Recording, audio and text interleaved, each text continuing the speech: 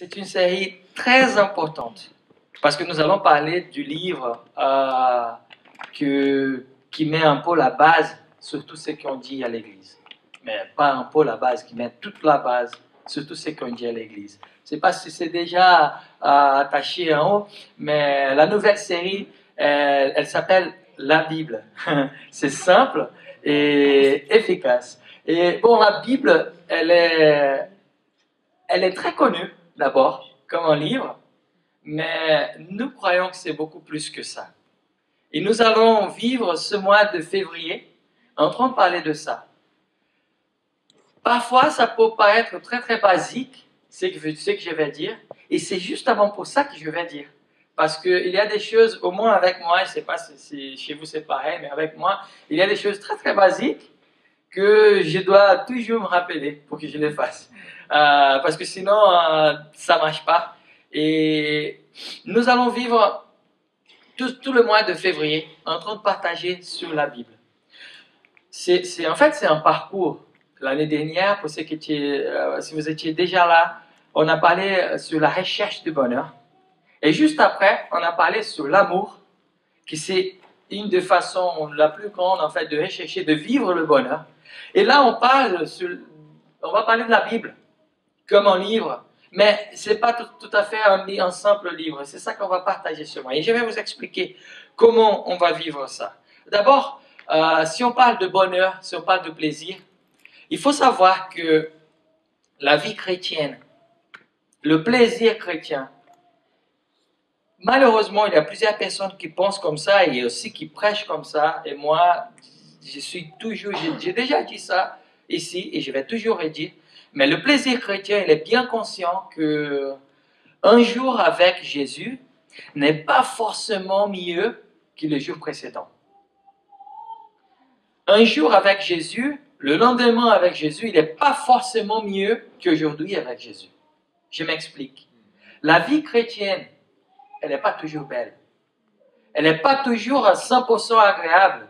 Et plus on connaît Jésus, ça ne veut pas forcément dire que plus notre vie, elle sera joyeuse dans le sens superficiel de vie. Non. Il faut d'abord savoir ça pour commencer à parler de la Bible et aussi pour savoir quelle est l'importance de la Bible dans nos vies. Par exemple, on va lire un texte aujourd'hui et c'est juste un verset. Si vous avez envie d'ouvrir, si vous avez une Bible, ça se trouve au milieu de la Bible, au livre de Psaume, chapitre 19, verset 8. Je vais lire direct parce que c'est juste un verset. La loi de l'Éternel est parfaite. Elle restaure l'âme. Encore une fois, je vais lire. La loi de l'Éternel, elle est parfaite. Elle restaure l'âme. La Bible, elle parle de quand on lit la Bible, les auteurs en train d'écrire sur la Bible, ils parlent de la loi de l'Éternel. C'est un peu la même chose. Ça veut dire la Bible, elle est parfaite. Elle restaure l'âme. Alors, d'abord, si on a un verset comme celui-là dans la Bible, c'est déjà la raison que me montre que la vie chrétienne, elle a certains soucis. C'est pas parce que nous sommes chrétiens que nous sommes toujours ouais, c'est la meilleure vie du monde, on va faire la fête, on va lever nos bras, on va taper nos mains parce que Jésus... Non. Nous croyons vraiment que Jésus, il est la raison de tout ça. Nous croyons vraiment que Jésus, il est la solution de tout ça. Mais si la Bible, elle nous dit que la parole, la loi de l'Éternel est parfaite et elle restaure l'âme, ça veut dire que parfois, notre âme a besoin d'être restaurée. Ça veut dire que parfois, la vie, elle n'est pas facile. Et David, il a écrit plusieurs chapitres du livre de Psaume, et plusieurs fois, il dit la même chose. Il y a un chapitre très connu, le chapitre 23, parmi les chrétiens, il est très connu. Et il dit toujours la même chose. Au milieu du chapitre, il dit « Il restaure mon âme. Il me conduit dans le sentier de la justice. Il restaure mon âme. » Ça veut dire, encore une fois, qu'il y a des moments difficiles. Et si vous connaissez un peu l'histoire de David, si vous ne la connaissez pas, je vous encourage à essayer de la connaître. Mais si vous connaissez l'histoire de David, vous allez voir qu'effectivement, il a eu besoin, pendant plusieurs fois dans sa vie, d'avoir son âme en train de se faire restaurer.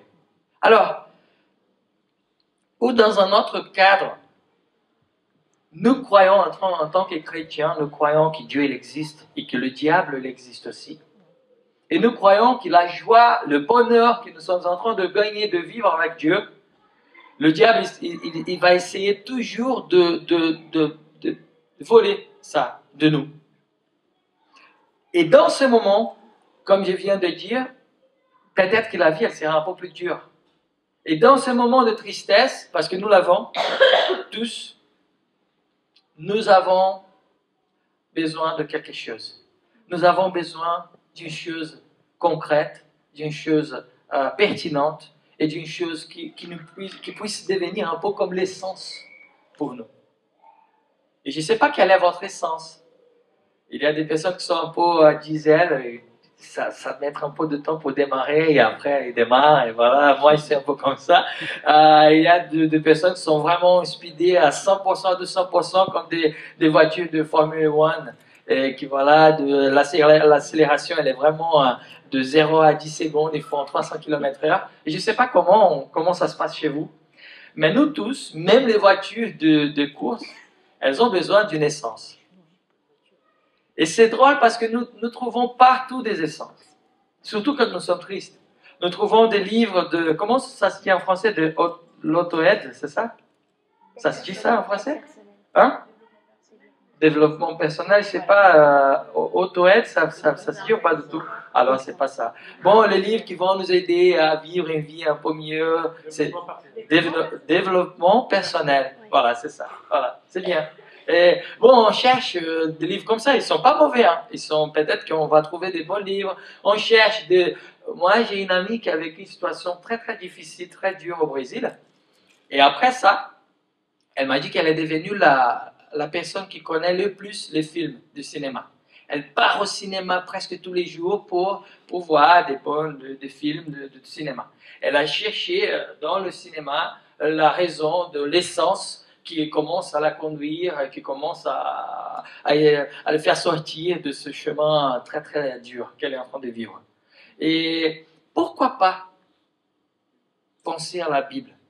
C'est vrai que ça a l'air très basique, surtout pour les chrétiens, mais la Bible elle a une valeur mais très très très importante dans ces jeux.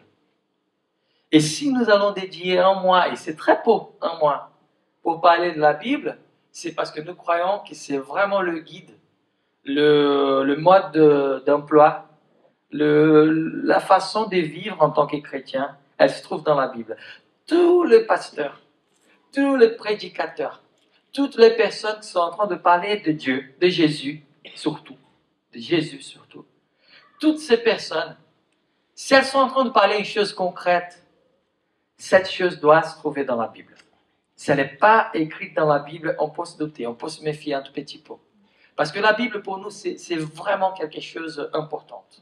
C'est vraiment quelque chose de singulier. Et je vous dis, on va vivre ce mois en train de parler de la Bible parce que, alors que nous, surtout les chrétiens, nous connaissons un peu tout ça, parfois on a du mal à prendre nos Bibles et commencer à la lire. J'étais avec Jonathan tout à l'heure, il est venu avec un livre en disant, mais ça, c'était formidable. Pourquoi? Parce que c'était une personne en train d'écrire sur la Bible. Et ça, c'est tellement important. Parfois, on essaie d'obliger les personnes à faire des choses. Moi, d'abord, je ne suis pas quelqu'un qui aime être obligé de faire quoi que ce soit. Quand quelqu'un m'oblige à faire quelque chose, j'ai déjà un certain côté révolutionnaire chez moi qui me fait ah non mais ce truc d'obligatoire c'est pas pour moi. Moi si je suis comme ça et peut-être que vous aussi, l'obligation elle est plutôt mauvaise pour moi et plusieurs fois on pense qu'on est obligé de lire la Bible parce que je suis chrétien, voilà. Mais c'est bien le contraire. C'est bien le contraire. Le même livre de Psaume, on va voir plusieurs choses après, il nous dit une chose très, très profonde, juste au départ de ce livre, chapitre 1. Il nous dit que l'homme qui trouve son plaisir dans la loi de l'Éternel, dans la Bible, il est semblable à plusieurs choses que des bonnes choses. Alors, Si nous sommes en train d'établir une église, de vivre une communauté, cette communauté doit être basée sur la Bible. Et on va vivre ce mois en train de parler de ça. Comment on va vivre ce mois? On va diviser ce mois en 3 parties. Et on va partager ça pendant cette série. La première, ça commence aujourd'hui. Il faut savoir pourquoi nous acceptons la Bible comme la parole de Dieu. Il faut se poser cette question. Moi, je suis quelqu'un qui aime me poser des questions. Moi, je suis quelqu'un qui aime les questions. J'étais quelqu'un à l'école que j'étais pas, mon cahier, il n'était pas complet. J'étais pas quelqu'un qui aimait faire les devoirs à la maison. Ça, c'était pas moi. Par contre, à l'école, j'ai posé plein de questions parce que pour moi, dans ma tête, c'était à l'école le moment d'apprendre et après à la maison, c'était le moment de jouer. Je n'aimais pas du tout étudier à la maison. Ne faites pas ça. Hein. Ça, c'était moi. C'est pas un bon exemple sur ça, mais à l'école, j'ai posé plein de questions. Et c'est pour ça qu'on va se poser certaines questions, c'est moi. On va parler de la Bible, mais d'une façon très, très honnête, très claire. Nous sommes des adultes. Et nous sommes des personnes que, au moins moi, nous n'aimons pas être... nous n'aimons pas que les personnes nous cachent des choses. Et là, nous allons d'abord nous poser cette question officiellement. Mais même en plus, je ne sais pas si vous êtes au courant, cette semaine, nous avons commencé nos groupes de maisons. Nous avons lancé 5 groupes de maisons. C'était super, j'ai eu des échos chez nous en tout cas, c'était vraiment, vraiment bien. Et je vous invite à en faire partie. Ce n'est pas une programmation, ce n'est pas encore une activité de l'église. Pour moi, c'est l'activité de notre église. C'est un moment tellement bien, tellement agréable et tellement profond. Je vous encourage à faire partie de ça. Et pendant nos groupes de maisons de ce mois, nous allons parler de ça aussi. Nous allons avoir la possibilité de nous poser des questions. La deuxième chose, nous allons voir les avantages, le bénéfice et le pouvoir que la Bible a et comment elle peut nous nourrir. Et la troisième chose, il faut entendre aussi un défi très pratique qui puisse provoquer une augmentation de la lecture de la Bible. On va essayer de devenir très très pratique à la fin du mois pour que nous tous, moi je suis inclus dans cette nous tous, pour qu'on puisse comprendre l'importance de connaître, de lire et de vivre un parcours avec la Bible. Alors, pour commencer, d'abord, il faut savoir pourquoi nous l'acceptons comme un livre puissant. Et là, je vais essayer j'ai déjà me posé ces questions et c'est pour ça que je les partage. Et je vais essayer de poser les 3 questions que je fais pour moi-même entre nous, entre amis. La première question, et vous allez, un pasteur qui se pose cette question, oui, ça c'est absolument nécessaire.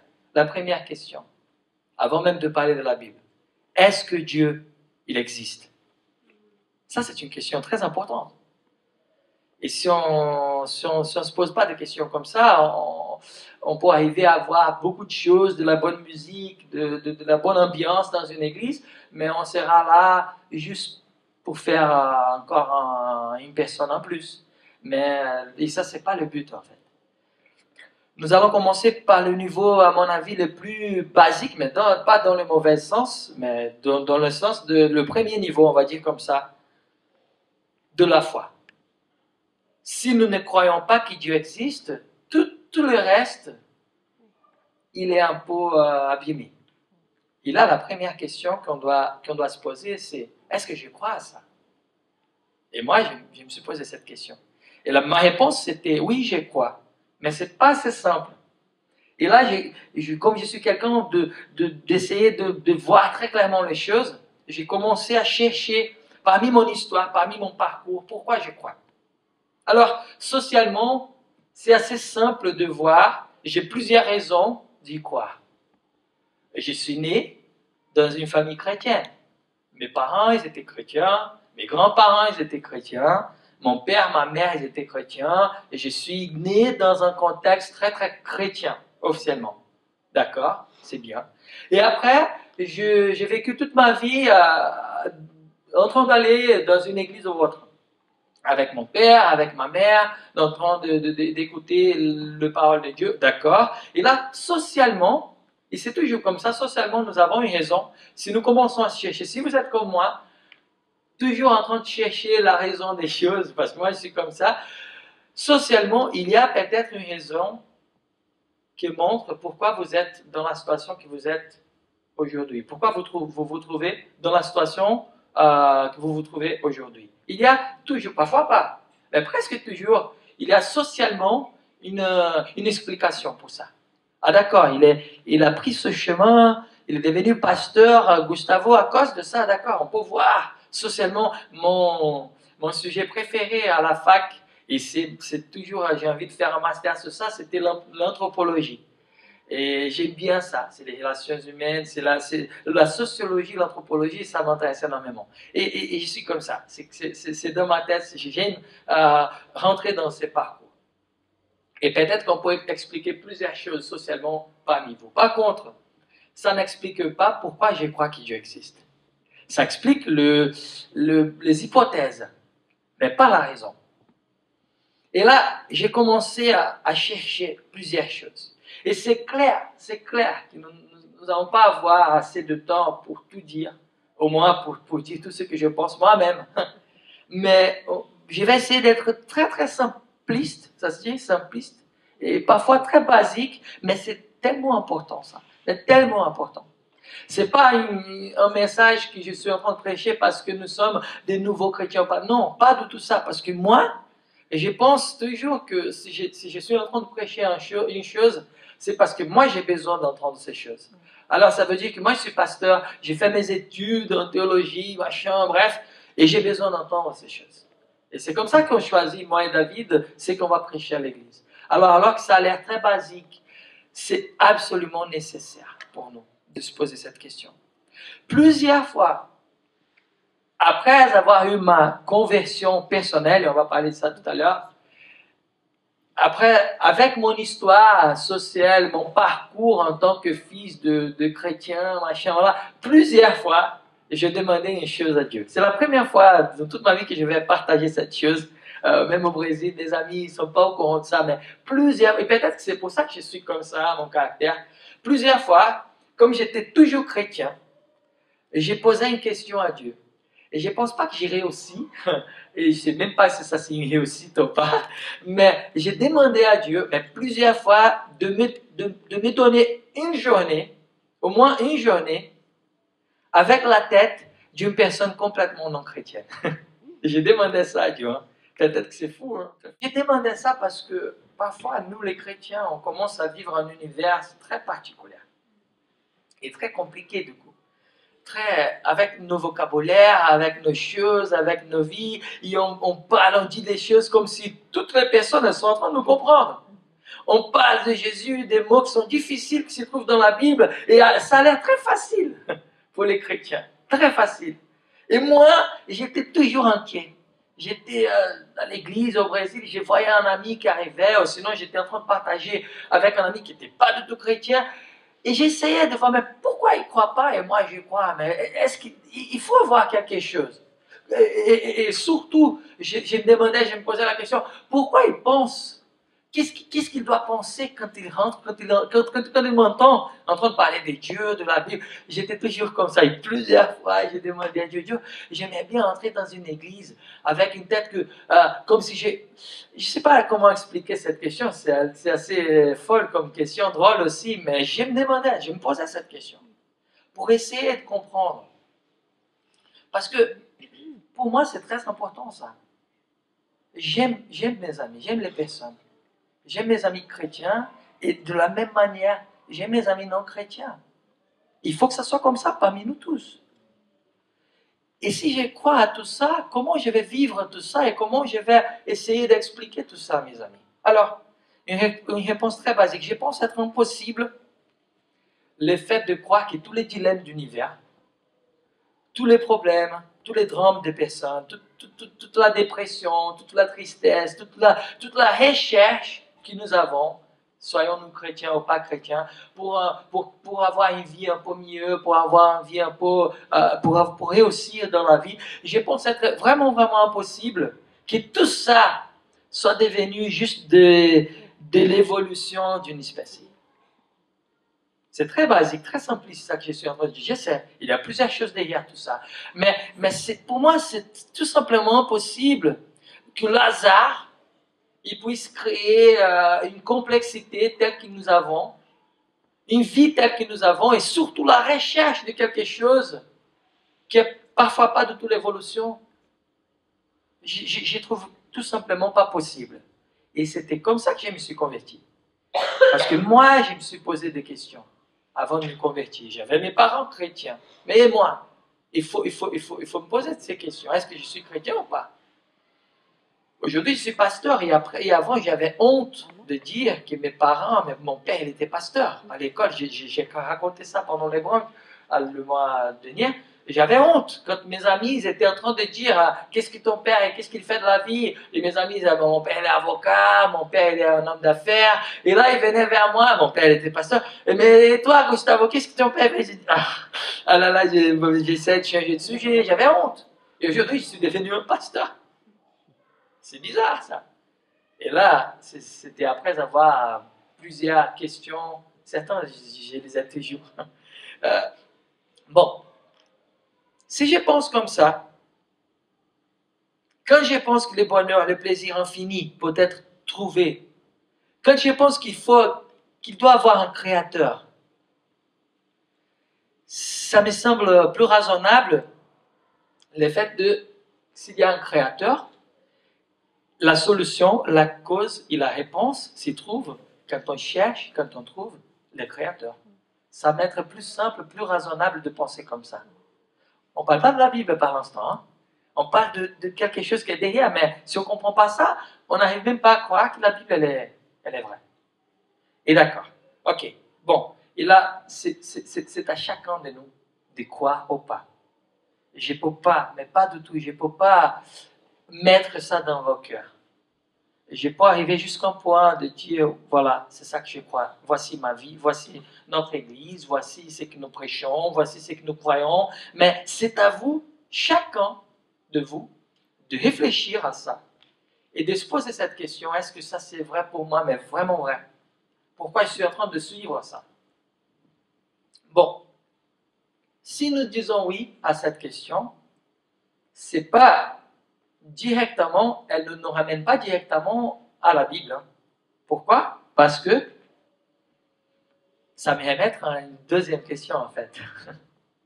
Pourquoi parmi beaucoup de religions, je dois baser ma confiance au Dieu des chrétiens? D'accord, je crois que Dieu existe, Gustavo. C'est bien. Peut-être qu'il existe. Mais pourquoi je dois dire, il y a plusieurs religions. Il y a plusieurs personnes en train de parler des dieux. Pourquoi je dois baser ma confiance au Dieu des chrétiens? Au lieu de Dieu des bouddhistes, au lieu de Dieu des hindouistes, des musulmans. Pourquoi le Dieu des chrétiens? Pourquoi je dois choisir ce Dieu comme mon Dieu? Parce que là, on trouve une bonne partie de la population qui croit et ils croient que Dieu existe. Mais pas tout à fait le même Dieu, pas tout à fait les mêmes choses. Et encore une fois, et c'est pour ça qu'on va aller plus loin ce mois, parce que si on parle de la Bible avant, on doit parler de ça. Il faut qu'on se pose cette question. Mais très clairement, comme on est en train de faire ici. Ah, c'est pas une chose qu'on doit faire à l'église, parce que ça peut nous poser des questions qu'on va se douter. Ça, c'est génial. La doute, elle est absolument nécessaire. La question, elle est absolument nécessaire. Si on essaye de vivre une église en train de cacher les choses, les problèmes, les choses un peu plus lourdes à comprendre, pour moi, c'est pas une bonne église. Pour moi, c'est pas une bonne communauté. Et c'est pour ça qu'on est direct. C'est pour ça que moi, je suis direct. Parce qu'il faut qu'on arrive à comprendre ça. Alors, ma réponse, encore une fois, elle va se baser dans deux choses. C'est quoi le centre de la Bible? Le centre de la Bible, il se trouve dans une personne, la personne de Jésus-Christ. La Bible chrétienne, elle prend Jésus comme le centre de cette parole. C'est lui le centre de la Bible. Et là, pour savoir si on va croire que cette Bible a raison, qu'on doit suivre ce Dieu des chrétiens, il faut voir pourquoi il est un Dieu des chrétiens. Qu'est-ce que ça veut dire chrétien? Voilà, ce sont des personnes qui suivent Jésus-Christ. Et ça, c'est simple pour moi. Non, c'est pas simple. Pardon, parce que c'est pas du tout simple. Il a gagné ma confiance avec plusieurs choses. Avec son autorité, son amour, son pouvoir. Et je vois ça dans la Bible elle-même, Mais je vois ça en dehors de la Bible. Parce que comme je vous ai expliqué tout à l'heure, je suis quelqu'un qui essaie de questionner, de poser des questions. Et je suis aussi allé dans le côté historique de cette chose. Pour voir si c'est Jésus, donc la Bible parle, donc la Bible relate, est un peu le même Jésus, donc les personnes qui étaient en train d'étudier l'histoire, ils sont en train de relater. Moi, j'ai fait ça. Et je ne vois pas du tout un souci en train de faire un problème de faire ça. J'ai dû faire ça pour moi-même. Parce que, surtout si je suis pasteur aujourd'hui, si je prêche une chose, si je parle d'une chose que je ne crois pas forcément, c'est même pas la peine. Et je vous encourage à sortir ici avec votre tête en train de brûler. Parce qu'il faut qu'on se pose ces questions. Soyons-nous chrétiens ou pas? Alors, pour moi, le Christ des chrétiens, Jésus, il est incomparable parce qu'il a vécu plusieurs choses, mais plusieurs choses qui aucune autre figure, aucun autre Dieu ou personnalité dans les religions a pu vivre. Dans la Bible, on a plusieurs choses. Il était en train de prêcher sur l'amour. Il était en train d'enseigner les personnes à honorer Dieu avec notre cœur. Il est en train de parler contre l'hypocrisie. Il est en train de parler, de dédier son temps aux enfants, de bénir les enfants. Il n'a pas fait une séparation entre les adultes, les castes, les choses comme ça. Toutes les personnes, les juifs et même les autres, ils faisaient partie de son royaume. Il était en train de guérir. Il était en train de parler avec des prostituées. C'était pas une chose assez simple, même dans notre jour d'aujourd'hui. Le fait de sortir, de parler à une personne pas très bien vue dans la société, c'est quelque chose de pas évident. Il était en train de parler avec des SDF. Il a nettoyé le pied de ses disciples pendant qu'ils étaient ses disciples. Il a fait plusieurs choses dans la Bible. Et même quand ses disciples, ils ont rejeté Jésus tel qu'il était, il était là-bas, en train de les aimer, de faire ça. D'accord, Gustavo, mais ça c'est drôle. Parce que tu es en train de marcher un cirque. Tu es en train de dire que est-ce qu'on doit croire à la Bible, mais tu prends la Bible elle-même pour décrire Jésus et tu penses que ça suffit? Non, je ne suis pas en train de marcher un cirque. Ça, c'est ce que la Bible nous dit. Et quand on voit dans les études historiques, dans les études des personnes qui ont parlé de Jésus, il était vraiment semblable à ça. On ne parle pas du pouvoir spirituel. On essaye de supprimer cette partie par l'instant et on dit juste le caractère. Et là, j'ai d'accord, ça c'est vrai au moins. Ça, c'est quelque chose qui a existé. D'accord, il était vraiment comme ça. Mais ok, là, ça peut être une personne comme toutes les autres, une bonne personne, une personne qui a fait des bénévoles. Bon, guérir, c'est quelque chose d'assez différent. Mais bon, d'accord. Mais non, l'histoire, elle nous raconte, elle nous montre un Jésus assez différent de toutes les autres. Une personne qui est venue pour casser le système qui existait à l'époque et qui a vraiment coupé l'histoire en deux parties, qui a vraiment vécu plusieurs choses. Ok, d'accord. Là, jusqu'à là, entre guillemets, tout va bien. J'ai pas croire que Dieu existe. J'ai pas croire que Jésus peut être, même le Jésus historique, le Jésus que l'Église elle est en train de parler, sont à peu près la même personne, mais il faut se poser une troisième question. Ça va nous remettre, ça va nous provoquer une troisième question. Il faut qu'on se pose cette question. Qu'est-ce que je pense moi-même de ce Jésus? On ne parle pas de la Bible par l'instant. Mais si on ne croit pas que Jésus il peut être vraiment quelqu'un qui est un peu au-delà de la naturalité, du naturel, hors du naturel, on va laisser tomber la Bible. Parce que la Bible, elle existe pour nous parler de tout ça. D'abord, avant même de lire, avant même de se poser la question, avant même d'essayer de comprendre plus de détails, il faut qu'on puisse baser nos vies sur tout ça. Quelle est la troisième question? Qu'est-ce que je pense de Jésus? Qu'est-ce que je pense moi-même de Jésus? Est-ce qu'il existe? Est-ce qu'il n'existe pas? Est-ce que tout ça, c'est vraiment un grand mensonge? Est-ce que ça pourrait être réel? On commence l'année 2014 en train d'aller directement dans la base. Parce que si on n'a pas une bonne base, et là, je ne parle pas de nouveaux chrétiens. J'ai connu plusieurs personnes dans le milieu chrétien qui avaient des postes dans des églises, qui avaient des choses, qui étaient en train de travailler comme des malades pour les églises et qui n'avaient pas vraiment la certitude de croire que ça c'est vrai. Et ça, c'est pas la peine, mes amis. Nous sommes en train d'établir une communauté et dans une communauté, il faut avoir la réciprocité et aussi la collectivité. Si nous sommes en train de cacher des vérités tellement importantes et si nous sommes en train de dire il faut croire à ça, point, sans discuter des choses comme ça, c'est pas la peine. Alors, ma troisième question, j'ai commencé à essayer de répondre à cette question. Et là, j'ai pris deux chemins différents, deux possibilités.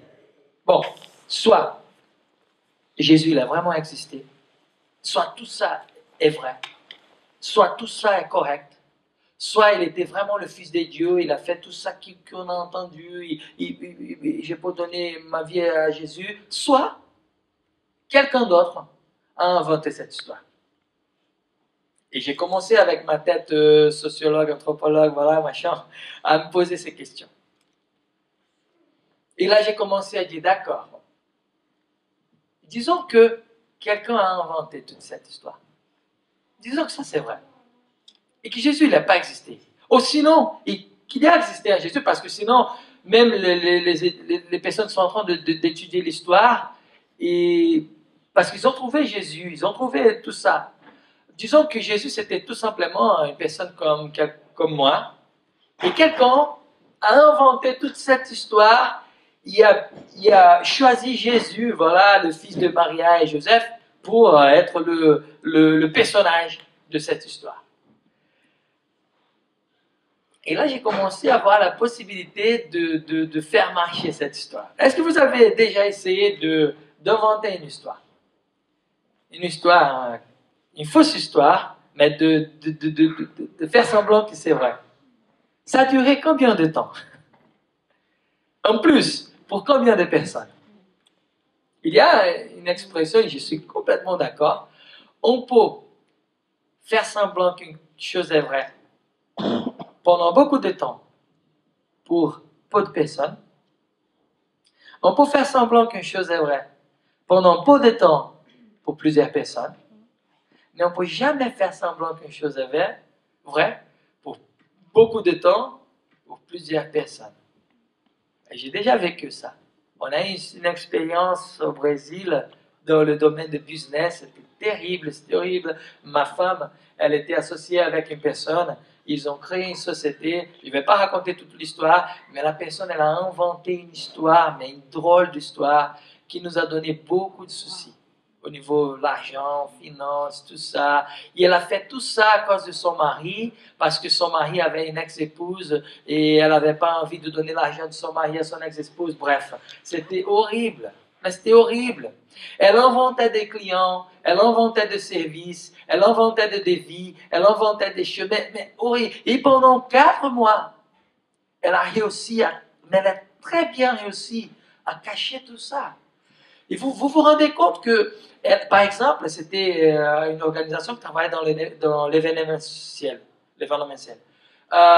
Et là, il fallait faire des choses. Par exemple, il y avait une fête à organiser. Et il fallait faire des t-shirts décorés, des cadeaux surprises qu'on allait donner aux amis des invités, des choses comme ça. Ils ont tout produit. Elle a fait en sorte que c'était tellement vrai, mais du coup, c'était pas vrai. Et après, elle prenait les choses et elle cachait dans sa cave pour qu'on puisse penser à la fête. Voilà, c'était passé la fête, c'était bien la fête. Oui, super bien, c'était tranquille. Et pendant 4 mois, elle a pu organiser une histoire, une drôle d'histoire, et elle a pu vraiment faire beaucoup de confusion. Et là, on parle de 3 familles. Hein. C'était ma famille, sa famille à elle, et la famille de Dalila. Nous tous, on croyait vraiment que ça c'était vrai. Elle était vraiment, vraiment à fond. 4 mois plus tard, ça se cassait, tout ça se cassait. Et là, c'était horrible, c'était horrible. Et là, je me demande comment Parce que c'est encore plus difficile pour moi de croire qu'une personne a pu inventer cette histoire et a pu tenir cette histoire pendant 2000 ans, que le fait de cette histoire, est-ce que cette histoire est vraie? C'est plus difficile pour moi de croire qu'une personne a pu inventer tout ça, a pu, même dans l'époque de Jésus, a pu convaincre les disciples à écrire des choses sur lui, alors qu'il n'était pas vraiment lui. Et même après, elle a pu convaincre toute une génération à construire toute une église qui parle de lui et qui donne sa vie à lui, et des gens en train de mourir pour lui, alors qu'il n'existait pas. Franchement, là j'ai craqué en fait. À ce moment-là, je me suis dit, il faut sortir de naturel avec ma tête de sociologue, machin, bref, il faut sortir de ça, il faut poser cette question, est-ce que je crois à tout ça ou pas? J'ai fermé mes yeux pendant plusieurs jours, plusieurs semaines, et j'ai commencé à demander à Dieu, lui-même, est-ce que tu existes ou quoi? Mais c'est vrai, hein, je rigole pas. Parce que mon père, il était pasteur, mon oncle, il était pasteur, ils y sont toujours. Toute ma famille chrétienne, super engagée à l'église, ils m'ont avec beaucoup de questions. Voilà, j'ai dit, mais attendez, arrête. Dieu, c'est moi et toi là. Est-ce que ça c'est vrai ou pas? Et je vous invite à commencer cette année. On est au mois de février. Parce que c'est encore plus drôle pour moi. Et là, je parle plutôt pour les chrétiens. Si vous êtes chrétien, c'est pour nous-mêmes, hein, pour moi, parce que je suis chrétien aussi. C'est que c'est le plus drôle, c'est que, mais c'est très basique ce que tu es en train de raconter, Gustavo. C'est très basique. Je suis chrétien, ça fait longtemps que j'entends, tu vas parler de la Bible. Je sais tout ça, allez. Ah non, je pourrais être dans une autre église ce matin, parce que c'est très basique. D'accord, je vous demande une chose, parce que je me suis posé cette question. Pourquoi alors que c'est très basique ça? Si nous croyons vraiment à ça, si nous croyons vraiment que Dieu il existe, que tout ça c'est vrai, machin, pourquoi nous sommes en train de donner 2%, 3%, 4%, moins de 10% de nos emplois de temps, de nos vies, de nos priorités à ces dieux-là? Ça c'est fort. Pour moi c'est fort. Parce que si je crois que Dieu existe, et là c'est toujours, quand je parle de ça, là, en ces moments, hein, là, quand je suis en train de vous parler, je suis en train de réfléchir. Et je suis en train de me dire, qu'est-ce que je suis en train de faire de ma vie? Quelles sont mes priorités? Mon emploi de temps, il est où? Il est basé où? Si je crois vraiment à ça, à cette histoire, est-ce que ça suffit ce que je suis en train de faire? Est-ce que ça suffit ce que je suis en train de vivre? La repentance, elle a gagné un contexte beaucoup plus intéressant pour moi. Plusieurs personnes parlent de la repentance, voilà, quand on pêche, on doit se repentir, quand on fait des bêtises, on doit se repentir, et toujours la repentance, c'était comme ça pour moi. Par contre, la repentance pour moi, aujourd'hui, elle va beaucoup au-delà de ça. La repentance pour moi, c'est toujours quand je pense que Dieu peut exister, quand je pense que ça c'est vrai. Et je suis toujours en train de me repentir, pas forcément pour ce que j'ai fait, et voilà, des bêtises, des péchés, oui, ça aussi, parce que je ne suis pas un Superman, hein. On est tous des êtres humains. Et comme j'ai dit au départ, la vie, elle n'est pas toujours belle. Et on doit toujours se repentir par rapport à ça. Mais à part ça, je suis plus en train de me repentir dans le fait de... Je pourrais être en train de faire beaucoup plus. Et je ne suis pas. Je pourrais être en train de vivre beaucoup plus. Et je ne suis pas. Ma repentance aujourd'hui, elle est beaucoup plus dans ce sens-là. Si je crois que tout ça est vrai, je dois faire attention à la Bible. Alors ça, c'est juste le premier dimanche de ce mois. Parce que pour parler de la Bible, il faut parler de tout ça avant. Sinon, on va commencer dans le deuxième match, c'est ça, ouais, le match. Et il faut commencer au rez-de-chaussée, pas au premier étage.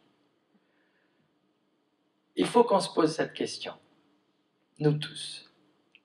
Ouais, mais je crois à tout ça. D'accord, pose-la quand même. Il faut qu'on se pose cette question parce que si on comprend bien tout ça, on va sortir d'ici et on va vivre nos vies avec l'envie de lire la Bible 3 fois par jour et 3 heures par heure.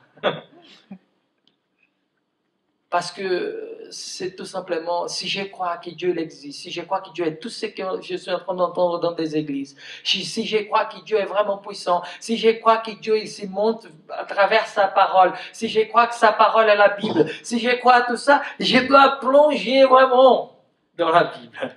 Je dois lire, mais vraiment tous les jours. Mais je dois connaître cette chose parce que tous les pasteurs que j'aime, que j'ai entendu, que j'ai pleuré peut-être un jour, voilà, toutes les personnes qui m'ont dit quelque chose qui c'était vraiment fort, c'était vraiment important pour moi. Toutes ces personnes, je vous assure, si elles ont dit une chose qui est vraiment valable, cette chose se trouve dans la Bible. Si elle ne se trouve pas dans la Bible, pour nous les chrétiens, ça ne marche pas. Alors je vous invite à sortir d'ici avec votre tête en train de brûler. Et de se dire, je dois lire la Bible, mais pas pour une obligation. On n'est pas obligé, on va obliger une personne. Les personnes qui sont en train de devenir responsables pour le département à l'église, elles me connaissent un peu mieux. Et elles sont au courant que j'ai du mal avec des règles trop... Et je dois avoir un peu plus de règles, je sais. Je passe ça à mes amis que cette fin de l'année, plusieurs amis m'ont dit, Gustave, tu dois mettre certaines règles en plus parce que ça va marcher mieux. Et c'est vrai que ça va marcher mieux, je suis d'accord.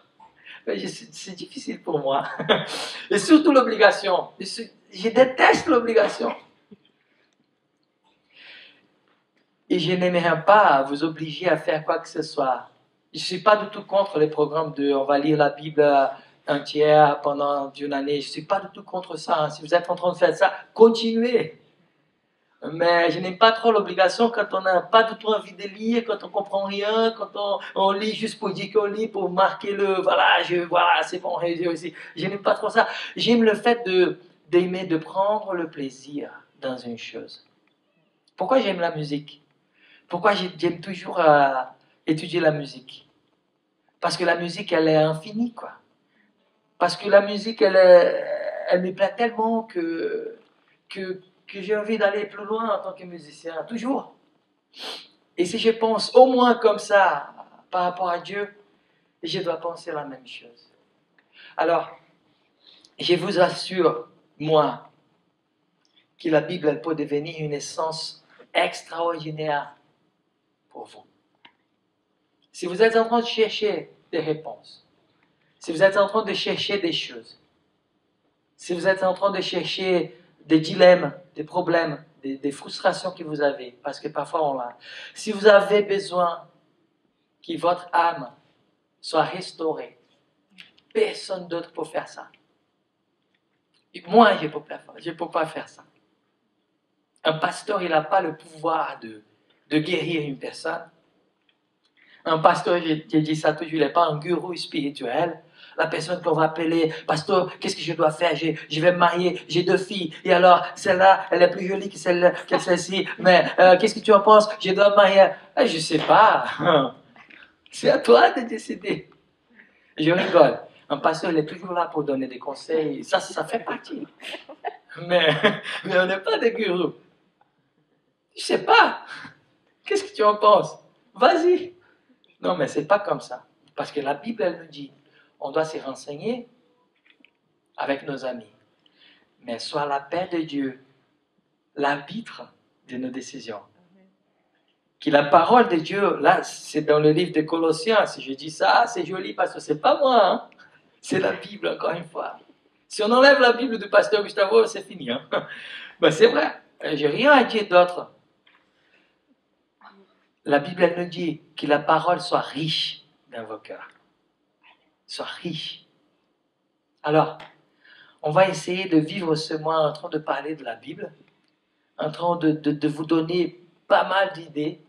La deuxième partie de cette histoire, et là, je vous encourage aussi, on va lancer un projet qui s'appelle, c'est un peu un cours.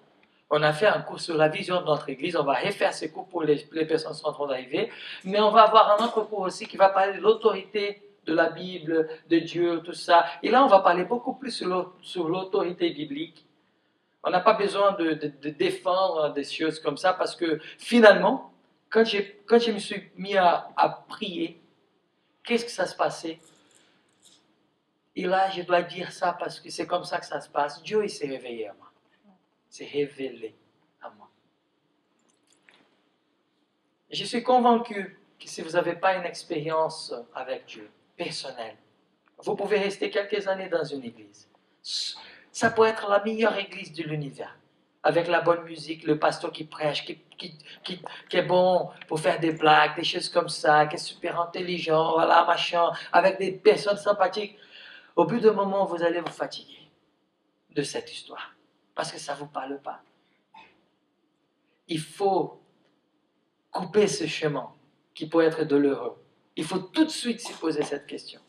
Il faut tout de suite dire, Seigneur, si tu existes, quoi, s'il te plaît, et je dois voir ça, je dois cheminer sur ça. Et c'est pour ça que je vous encourage de lire la Bible, parce que Dieu peut vous parler à travers la Bible, à travers plusieurs choses. Et j'ai plein d'histoires, et je vais finir avec une histoire. Une des personnes la plus engagée de mon église à Rio, au Brésil, était un monsieur avec 60 ans. Et c'est pour ça qu'une des choses qui me fait régler la santé d'une église. Pour moi, une église, la bonne santé d'une église, elle se voit quand on a plusieurs générations dans cette église. C'est pour ça qu'alors que j'aime un type de musique, un type de chanson, j'ai mon style, j'ai ma chanson préférée, j'ai mon style préféré, mais quand on parle d'un contexte communautaire d'église, moi je suis quelqu'un qui pense à plusieurs générations, parce que la santé d'une église pour moi se voit quand on a plusieurs générations. C'est trop de faire une église qui est pour les enfants, qui est pour les jeunes, qui est pour les ados, qui est pour... Je ne suis pas du tout... Pas du tout, non, mais je ne suis pas tout à fait d'accord, parce que une église, elle se fait parmi plusieurs générations. Et alors, en revenant à mon histoire, ce monsieur, il avait 60 ans, il était super engagé avec Dieu, avec l'église. Et là, un jour, j'arrive dans sa maison et je vois un livre, mais très, très, très vieux, très ancien. Et c'était cool parce que Jonathan m'a montré un livre qui a 50 ans, c'est ça, à peu près 50 ans. Et là, ce livre, il avait peut-être même plus qu'une centaine d'années. Vraiment, comme ça. Et là, c'était dans son armoire, comme ça. Là, on a un bar, vous avez vu, c'est cool. Hein? Après, on peut faire le café ici. Hein? Ça, c'est cool.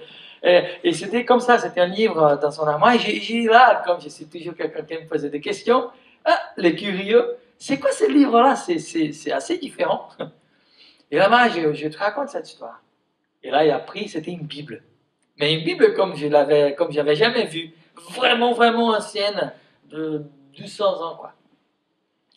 Et là, il m'a dit, tu sais, cette Bible-là, je me suis converti grâce à cette Bible-là. Bien sûr qu'il rigolait, c'était pas grâce au livre. Et là, je dis, mais raconte-moi cette histoire. Et d'accord. Comment on dit, mon arrière-grand-père, c'est ça? Mon arrière-arrière-grand-père, il a trouvé cette Bible dans une poubelle. Et là, il a pris cette Bible. Il n'était pas du tout chrétien. Il ne connaissait pas cette histoire d'église. Voilà, surtout parce qu'au Brésil, on n'avait que l'église catholique à l'époque. Voilà, et c'était très difficile parce qu'à l'époque, même pour avoir une Bible en portugais, c'était bon, bref. Et là, il a trouvé cette Bible en portugais. Il a commencé à la lire. Et finalement, il est tombé sur l'histoire de Jésus. Et finalement, il commence à lire et à lire et à lire, et il commence à voir. Et après, Jésus, il est mort. Et là, d'accord, il était bien, mais c'est dommage, il est mort. Mais il était tellement intrigué qu'il a continué à aller. Et après, il a lu sur la résurrection de Jésus. 3 jours plus tard, et ce monsieur m'a dit, ces paroles, elles ont enflammé le cœur de mon arrière-arrière-grand-père. Il a beaucoup pleuré. Il s'est changé, il s'est complètement bouleversé sa famille et conséquemment ma famille. Et aujourd'hui, je suis là. Je suis né dans ce contexte, mais c'était très clair, très réel, que pour moi, le fait d'avoir mon expérience, c'était beaucoup plus simple. Parce que je voyais des choses très pratiques dans ma famille. La façon de vivre l'évangile, elle était vraiment là. Pas tout simplement la façon de parler de l'évangile, mais la façon de vivre. Mon arrière-arrière-grand-père a complètement changé sa vie. Et là, mes amis, c'est ça que je vous invite à faire. Je vous encourage à faire, à sortir d'ici. Si vous êtes chrétien, tant mieux. Mais il faut penser à cette question que je me suis posée. Si je crois que c'est vrai, combien de temps je suis en train de dédier à ça? Si je crois que ça, c'est la chose la plus importante de ma vie, comme on est en train de chanter, je t'adore. Oh, ça c'est fort. Hein? J'ai fait très attention à ce que j'ai dit. J'ai fait très attention à ce que je chante. Sinon, on est en train de mentir, hein, même dans l'église. Je t'adore. Je t'adore pas. Il faut faire attention. Hein? Mais pour que ça soit vrai, il faut que chacun de nous puisse se poser ces questions. Et là, on va parler de la Bible. Parce que là, la Bible elle va gagner une valeur beaucoup plus importante.